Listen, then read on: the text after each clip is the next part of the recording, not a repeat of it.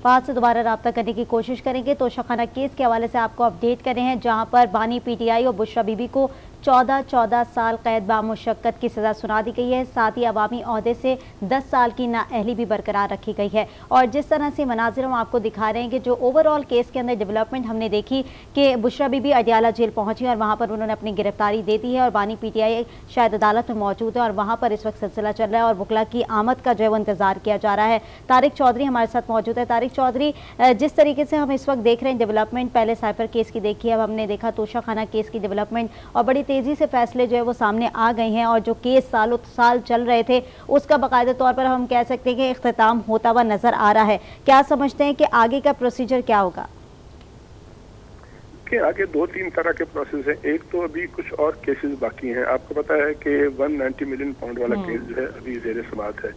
इसके अलावा जो फॉरेन फंडिंग वाला केस है उससे पहले उनको चेयरमैन साहब को 3 साल की सजा हुई थी, लेकिन वो सजा जो है हाई कोर्ट में सस्पेंड की रही है, उस पर अभी अमल दरामद नहीं हो सका। अगर इन 2 केसों को फरामोश कर दिया जाए तो अभी जो 9 मई से मुतल्लिका केसेज हैं, लाहौर में हैं, फैसलाबाद में हैं, रावलपिंडी के मुख्तलिफ थानों में दर्ज हैं, वो भी बाकी हैं, उन पर भी समातें होनी हैं। कुछ केसेज ऐसे हैं जो मैंने कल बेस किया था कि वो जो खुसूसी अदालतें बनाई गई थी मिलिट्री के हवाले से, जो कि 9 मई को कुछ फौजी तनसीबात पर भी अटैक्स हुए थे, तो उनके प्रोसेस भी जारी हैं। तो अभी कानूनी तौर पर बहुत सी मुश्किलात जो हैं वो चेयरमैन साहब और उनके साथियों और उनकी पार्टी के कारकुनों के सामने हायल हैं।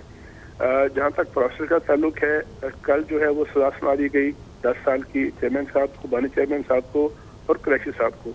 आज 14 साल कैद बामुशक्कत बमा जुर्माना जो कि 1.25 अरब रुपए करीब बनता है, वो चेयरमैन साहब को और उनकी अहलिया को सजा सुना दी गई है। अब दोनों को अलग अलग सेलों में, अलग अलग हिस्सों में अडियाला जेल में रखा जाएगा और उनका जो कैद का जो मुद्दत है वो शुमार होना शुरू हो जाएगी। कैद की मुद्दत उस वक्त जो है सस्पेंड होती है जब मजाज अदालत हाई कोर्ट उसको सुनेगी। सुनने के बाद अगर तो उस सजा को सस्पेंड कर दिया गया तो फिर तो उनकी जमानत भी हो सकती है और वो बाहर तशरीफ ला सकते हैं। अगर अदालत कोई और फैसला करती है, इस सजा को बरकरार रखती है, तो फिर एक और तरीकाकार होगा, फिर उनकी सजा जो है वो जारी रहेगी और अनटिल के वो सुप्रीम कोर्ट जाए, उनके वकला और सुप्रीम कोर्ट में जाके वहाँ से उनको रिलीफ मिले या अदरवाइज सिचुएशन हो। ये सारी चीज़ें ऐसी हैं जिनके फैसले मजाज अदालतों ने करने हैं, वहाँ पर बहस मुबासे होने हैं। जो शिकायत हैं जो बानी चेयरमैन साहब के वकला की, वो भी ज़ेर बहस आएंगी। जो कंप्लेनेंट यानी जो कंप्लेन अथॉरिटी है, अगर वो नैब है या FIA है या जो भी अथॉरिटी है, उसके वकला पेश होंगे, वो अपना मौक़िफ़ बयान करेंगे। इस सारे प्रोसेस में अगर कोई कमी बताई हुई है तो उसको भी उजागर करने का मौका मिलेगा। जो दूसरा फरीक है उसको भी ये बात अपना आर्गू पेश करने का मौका मिलेगा कि उसने प्रोसेस पूरे किए थे या नहीं किए थे, जेल ट्रायल हुआ तो क्यों हुआ, क्या जेल ट्रायल जो है किसी मजाज अदालत की इजाज़त से हुआ, क्या जो बानी चेयरमैन के वकला जाते रहे हाई कोर्ट में कि जेल ट्रायल रुकवाया जाए, तो क्या हाई कोर्ट ने इसको रुकवाया था या इजाज़त दी थी। तो अगर ये सारी चीज़ें जो हैं पूरी हुई हैं, फिर ये जो मौक़िफ़ है कि जी ओपन ट्रायल नहीं हुआ, अभी मेरे तक और आप तक ये जो सारी बातें अंदर से पहुँच रही हैं कि वहाँ ये कुछ हुआ, बानी चेयरमैन ने ये किया, तो हम तक कैसे पहुँची। जाहिर है जो कोर्ट रिपोर्टर हैं मुख्तलिफ चैनल्स के और अखबारात के, वो 5 हैं, वो 10 हैं, वो 15 हैं, 20 हैं, वो अंदर मौजूद हैं और वो जब बाहर तशरीफ लाते हैं तो बाहर आकर रिपोर्ट करते हैं कि अंदर कार्रवाई कैसे हुई। जाहिर है ये कार्रवाई जो है हमें और मुझे और आपको जज साहब ने तो नहीं बताई, ना हमें बानी चेयरमैन ने बताई है। वहाँ कोई अंदर लोग मौजूद हैं मीडिया के जो रिपोर्ट कर रहे हैं, हमारे अपने रिपोर्टर मौजूद हैं।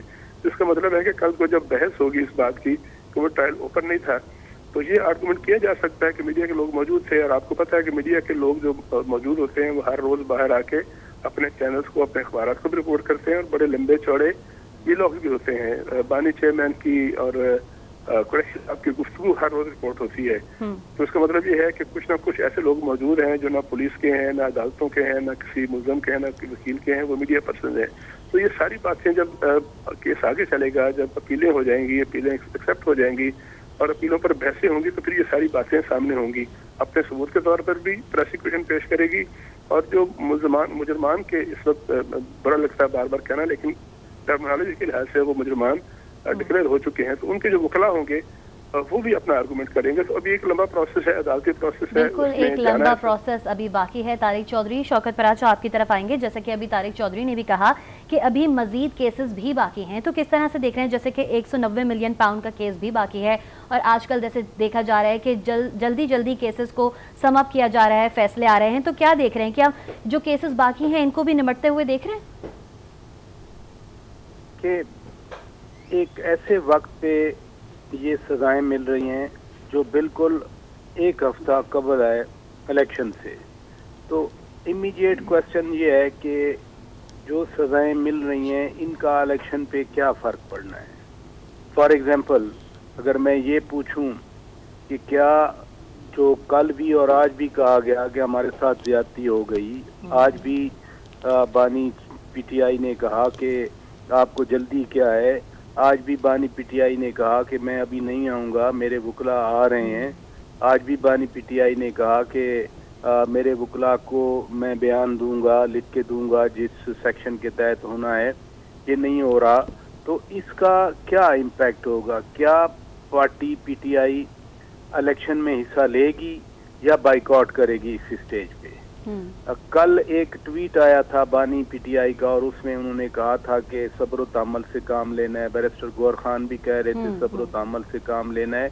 कल भी वो जो ट्वीट था वो सजा अनाउंस होने से पहले आया था, लेकिन बैरिस्टर गौर खान ने सजा के बाद कहा था कि सब्र तहम्मुल कर रहे हैं और अलीमा खान भी कह रही थी और साथ ये भी कहा कि 8 फरवरी को जवाब देंगे। जी, 8 फरवरी को जवाब देंगे। तो आज भी ये सजा हो गई, ये ज्यादा सख्त सजा है क्योंकि 10 साल की नाअहली हो गई और इसी तरह से 14 साल कैद बा मुशक्कत हुई, 10 साल की नाअहली हुई। तो इन डेवलपमेंट्स का पार्टी की थिंकिंग पर रिगार्डिंग पार्टिसिपेशन इन इलेक्शन क्या फर्क पड़ेगा? नंबर 1। नंबर 2, जनरल पब्लिक पे क्या फर्क पड़ रहा है? जैसे अलीमा खान ने कहा कल, अब मैंने भी कहा, आपने भी कहा, उन्होंने कहा कि 8 फरवरी को वोट देना है। तो क्या लोग बहुत ज्यादा तादाद में आएंगे? जो कि पीटीआई सोच रही है कि उनके साथ ये हुआ है तो फिर बहुत सारे लोग आएंगे, बहुत वोट पड़ेगा, कोई 70-80% पाकिस्तान में टर्नओवर हो जाएगा, जो कभी नहीं हुआ। तो मैं इन चीज़ों को बड़ा कॉन्शियसली रिलेट करता हूँ एक डेवलपमेंट को दूसरी डेवलपमेंट के साथ।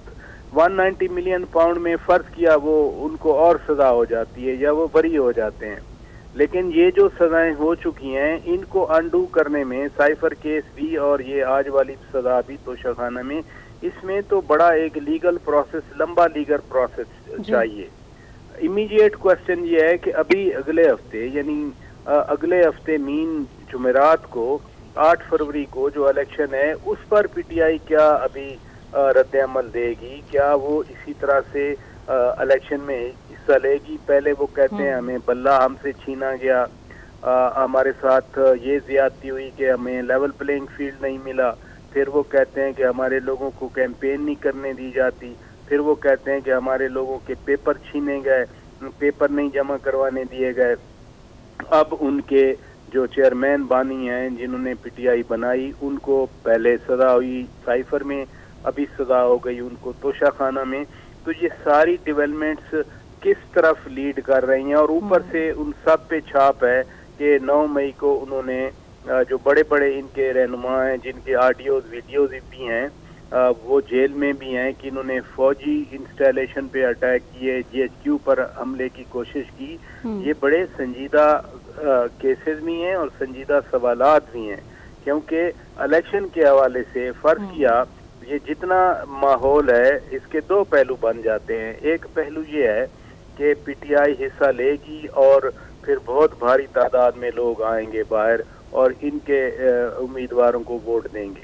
दूसरा पहलू ये है कि जी ये अगर बाइकआउट कर जाते हैं और जो एक सवाल पूछा जा रहा है कि जी पाकिस्तान की एक सियासी जमात बाइकआउट कर गई तो फिर इलेक्शन की क्रेडिबिलिटी क्या रही? 85 का जो इलेक्शन हुआ था उसमें सियासी जमातों ने बाइकआउट किया था, तो बाकी सियासी जमातों को एक सबक मिला कि इलेक्शन जैसा भी हो उसका बाइकआउट नहीं करना चाहिए।